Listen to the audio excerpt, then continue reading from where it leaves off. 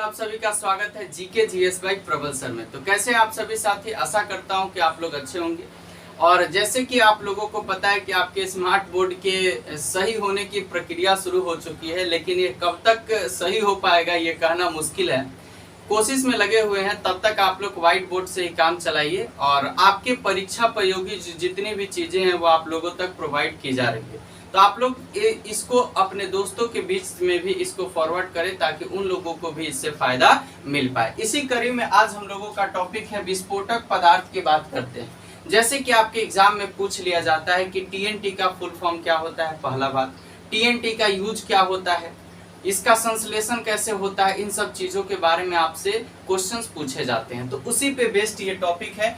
जैसे कि टीएनटी के फुल फॉर्म की बात करें तो ट्राई नाइट्रोटोलुइन कहा जाता है। आपके दिमाग में एक क्वेश्चन आ गया कि सर ये टोलुइन दिखने में कैसा लगता है। तो मैंने आपको बता दूं कि ये कोई भी बेंजीन है, मान लीजिए बेंजीन है आपका, और बेंजीन पे यहाँ पे क्या लगा दिया, CH3 लगा दिया। तो इसी स्ट्रक्चर की अगर बात करते हैं तो इसी को टोलुइन कहा जाता है। क्या कहा जाता है? टोलुइन कहा जाता है। आप सभी लोगों को ये पता होना चाहिए।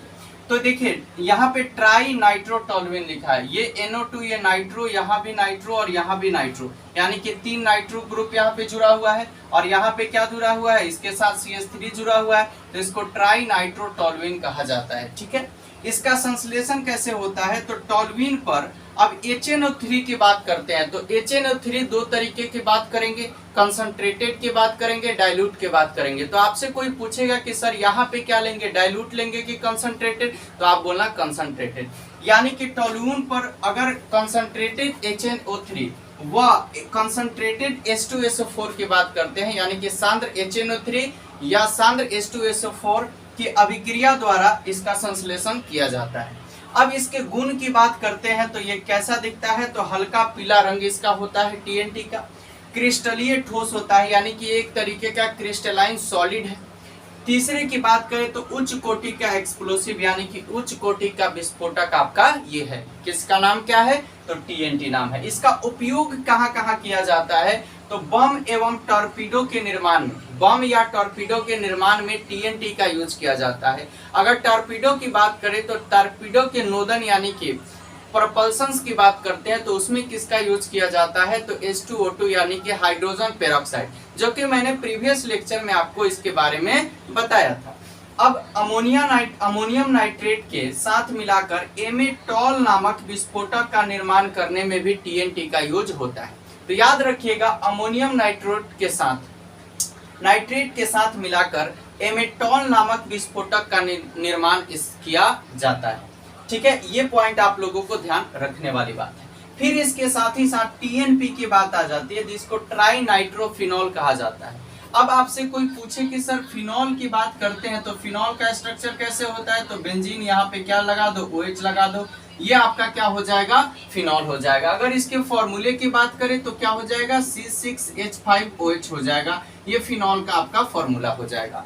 अगर टीएनपी की बात करें, ट्राई नाइट्रोफिनॉल की बात करते हैं, तो इसका अन्य नाम पिक्रिक एसिड भी होता है। तो आपके एग्जाम में ये पूछा जाता है कि पिक्रिक एसिड का फॉर्मूला क्या होता है या इसका स्ट्रक्चर क्या होता है, इसके बारे में आप ध्यान रखेंगे।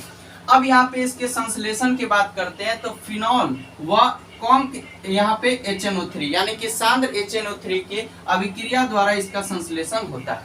अब गुण की बात करते हैं तो ये हल्का पीला रंग होता है इसका प्रॉपर्टी, यानी कि हल्का पीला रंग का दिखता है। और ये क्या है? एक तरीके का क्या है आपका क्रिस्टलीय ठोस, यानी कि क्रिस्टलाइन सॉलिड है।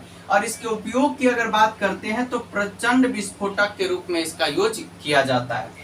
ठीक है, अब इसके बारे में आप लोगों को एक और चीज जानना होगा कि जैसे हमने आपको ऐसा स्ट्रक्चर दे दिया कि मान लो कि आपका ये बेंजीन है, ठीक है, अगर यहाँ पे NO2 लगा दिया गया तो इसको हम लोग क्या पढ़ेंगे? तो आप सभी लोगों को पता होना चाहिए, इसको हम लोग क्या पढ़ेंगे?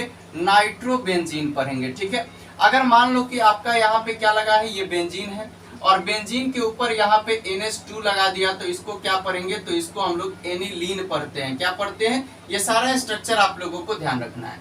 अगर मान लीजिए कि आपका ये बेंजीन है और बेंजीन के साथ यहाँ पे N लगा दिया जाए, ये आपका लोन पेयर हो गया, तो इसको हम लोग क्या बोलते हैं? इसको पाइरिडीन बोला जाता है। क्या बोला जाता है? पाइरिडीन बोला जाता है। तो ये सारे स्ट्रक्चर आप लोगों को ध्यान में रखना है। अब आपसे कोई पूछे कि जैसे मान लो कि आपका ये बेंजीन है, ठीक है, और यहाँ पे मान लो क्लोरीन लगा दिया, यहाँ पे क्लोरीन लगा दिया, ये आपका क्या हो गया, बेंजीन हो गया। यहाँ पे भी क्लोरीन, यहाँ पे भी क्लोरीन लगा दिया, ये आपका बेंजीन रिंग हो गया।